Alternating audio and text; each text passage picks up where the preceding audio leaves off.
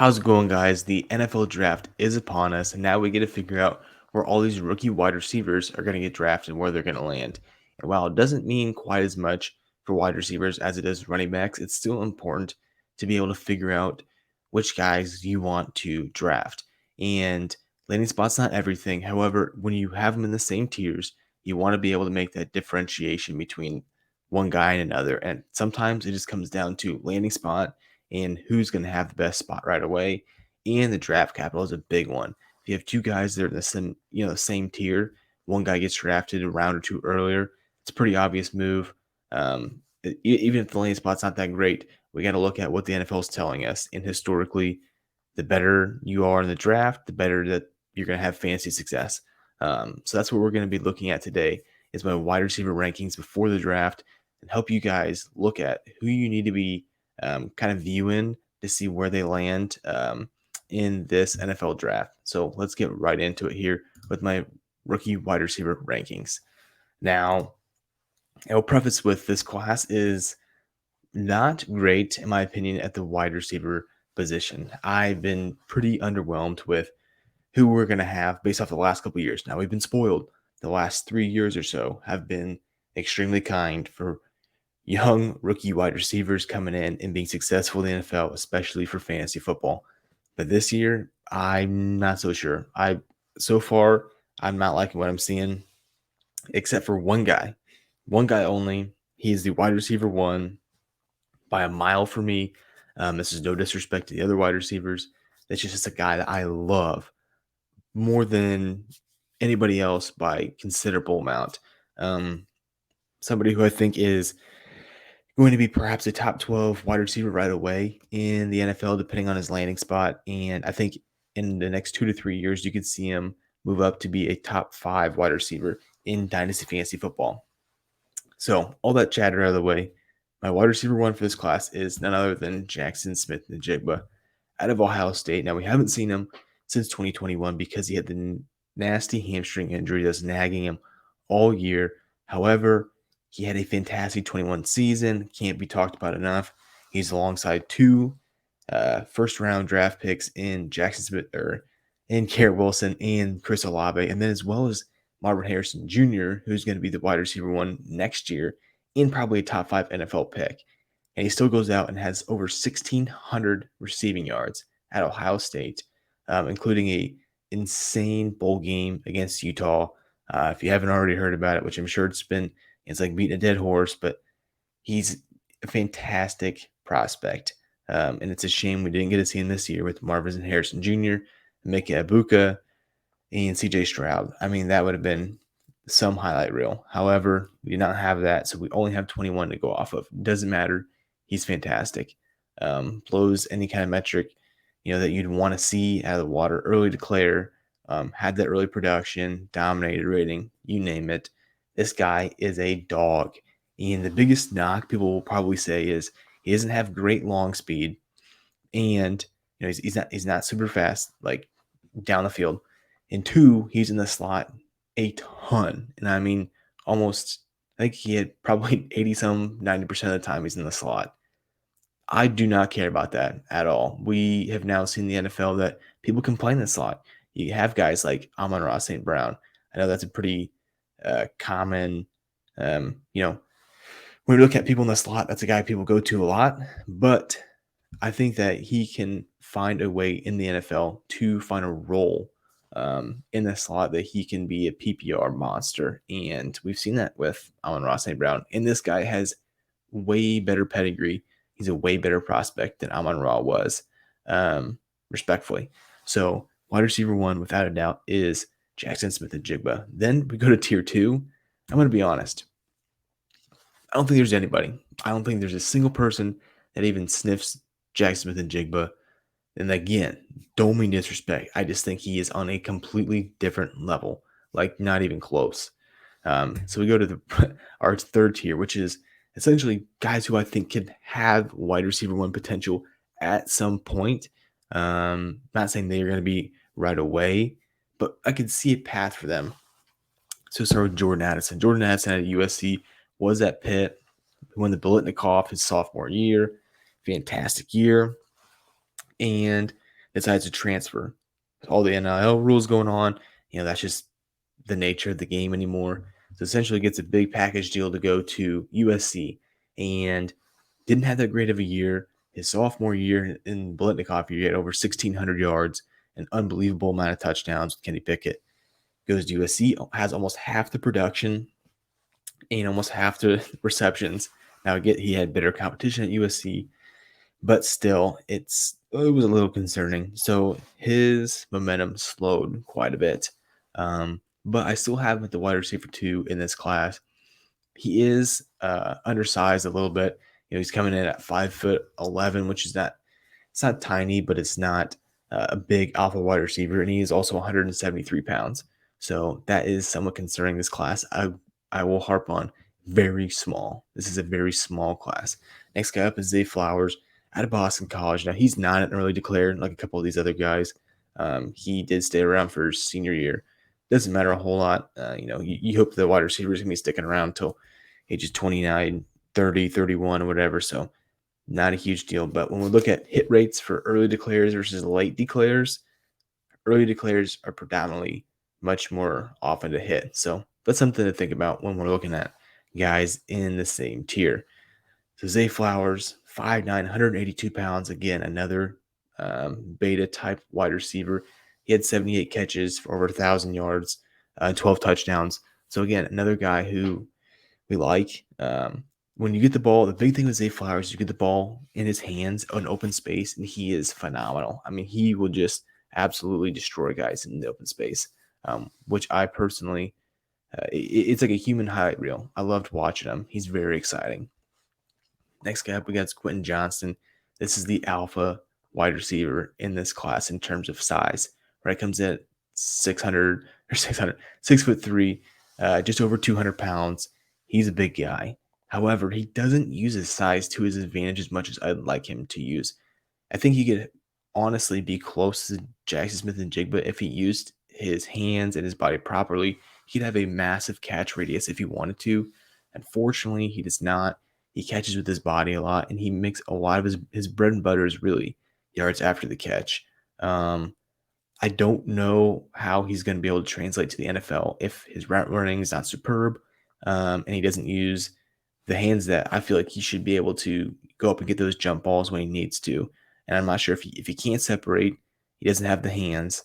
I don't know. He's going to need an offense to kind of scheme around him to give him the ball and then let him do his thing in open space because yards after the catch, this dude is a monster. So there's some red flags with almost every prospect, but especially with Quentin Johnston. I can't have him any higher.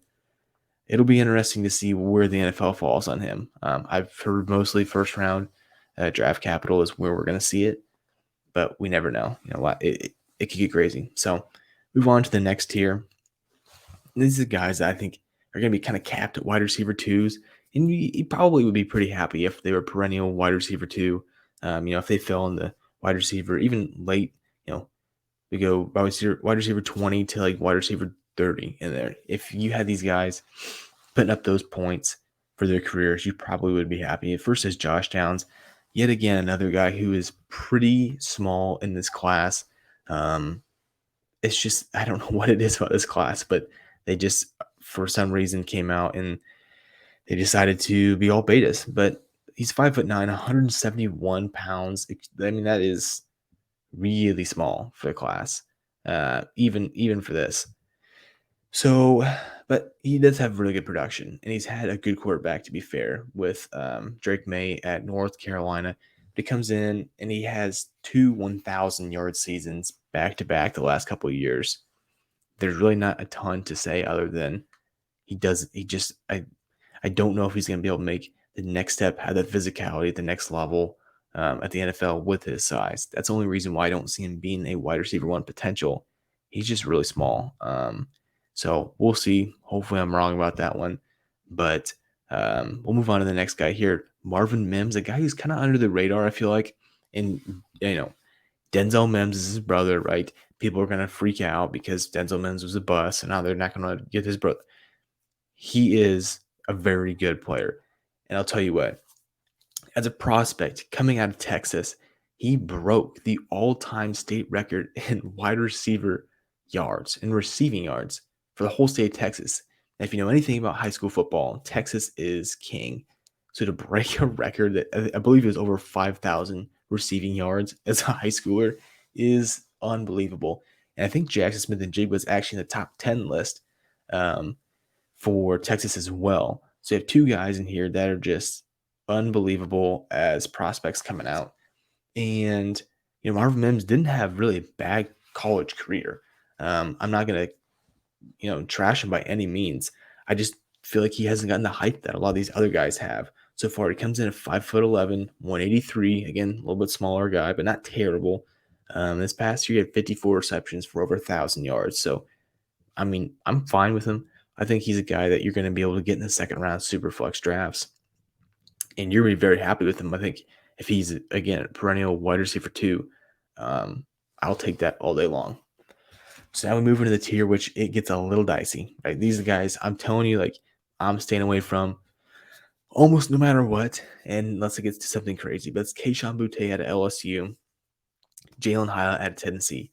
Now, Boutte is one of the, honestly, like, it sucks that this has happened to him because he was such a good freshman. I mean, came in, Jamar Chase opted out. It's him and Justin Jefferson already left. So he's kind of got his thing going as a freshman wide receiver LSU. They just came off a national championship, right? So he comes out, he's first team all freshman SEC, and he had a really solid year. Goes into year 2. He plays 6 games. He's got over 500 yards receiving, breaks his ankle, has to have 2 separate surgeries because the first time didn't go well. And then he comes back in his junior year. And mind you, he's only 20 years old as of right now. Very young prospect. He comes back for his junior year. Ankle's not right. He's gained some weight. He's looking slower on the field. He's usually very good after the catch. Just not looking right. Things with Brian Kelly aren't going super well. Just a crappy year in general for year 3. And it's just not, it wasn't something that you wanted to see from a guy who was before, honestly, the wide receiver 1 in this class. So extremely, extremely disappointing. But I really don't know what else to do with him because he's proven that he's, 1, there's off the field issues. So that's a red flag. 2, even on the field, he just looked disinterested at times. And until he comes to the combine and he didn't look like he was interested in being there either. He tests extremely poorly for a guy who's supposed to be, very athletic. Awful vertical. And so I don't know. We're out on him. It's a trap. This is a trap. Both him and Hyatt. And the reason why I believe Hyatt is a trap, if you don't know much about him, coming out of Tennessee, kind of like a Jameson Williams type breakout season, had nothing up until this year, goes bonkers at Tennessee. They have a great season. They beat Alabama at home. They stormed the field, all that stuff, had playoff implications, and they kind of fizzled out at the end of the year. However, he is just a one-trick pony, respectfully. He's got great speed down the field, but I don't see it with him unless he gets in a really good situation. I don't know that I will be drafting very much Jalin Hyatt where he's going right now. Now, he might get first-round draft capital. Then we can reassess. That's great. We'll see what team he goes to. Unless it's a really good situation, though, and he's got a quarterback who can really sling the ball down the field, I'm just really not in on Jalin Hyatt for fantasy football purposes. Last one. This one is something, it's called keep an eye out, okay? These are guys that I think are going to be kind of sleeper picks, and it depends on what league you're in. If you're in a league with a bunch of guys who, watch all things Dynasty, watch videos like this, then perhaps these aren't going to be sleepers necessarily, but these are guys that I like. We'll see what the NFL thinks of them. But first one's Tank Dell down there. Really small, coming at 5'8", but he is extremely quick and agile. He's a great route runner. I think that he is explosive. He's coming out of Houston, had really good production there as well. So it's just a guy that you want to keep an eye out for when it comes to these drafts. I know that Dynasty Nerds, they had really good ranks on him, really good grades. I believe he graded out as a top I don't want to say top 5, but he might have been top 5 wide receiver for them, at least top 7. So he's someone that if you haven't heard of him and you're watching the draft, Tank Dell, Nathaniel Dell, technically is his real name, or his not his middle name, but his name he goes by is Tank. Um, but Cedric Tillman is wide receiver at Tennessee, another guy that is and more of an alpha build that we don't really see in this class. So I think that you might see Cedric Tillman move up these boards. I've heard quite a bit the NFL likes him a lot more than some of these smaller builds, mostly because one, if you're 175 pounds, it's gonna be a lot harder to block. And wow, us as fantasy football connoisseurs want to have guys who can score fantasy points. At some point, the NFL needs guys who are going to be able to block as well, and that's one thing that Cedric Tillman, brings that size. And same with the next, honestly, couple guys, Zavier Hutchinson at Iowa State. He's just gotten a really bad break with both injuries and the COVID year, and then transferring as well. It's just has not aligned for him, but he's always put up good production when he's on the field. And then Jonathan Mingo, final guy out of Ole Miss. He's been somebody that is flying up boards. I've heard a lot of good things about him. He really wasn't even on my radar, but now I'm going to be really seeing um, if the NFL sees what a lot of analysts see, and at that point, in one QB leagues, I have heard talk about him going in the late first, which would be crazy to me, but at the same time, you just never know with the NFL draft. So keep that in mind when you're watching this NFL draft. All these guys, here's how I would put them in tiers. And I hope this makes some sense. I hope it helps you guys and gives you something to look forward to if you aren't already looking forward to the draft, which I feel like most people are. But at any rate, I appreciate you guys watching this video. I hope it helps you, and I will come out with another video post draft of kind of my rankings and tier list, and perhaps maybe do a mock draft. Sunday night, I will be coming out with my final rookie running back model grades. If you haven't seen that, go ahead and go on the channel, subscribe to the channel, and you'll see a bunch of different videos about me explaining how I made that model. Appreciate you guys watching. I'll see you on the next one.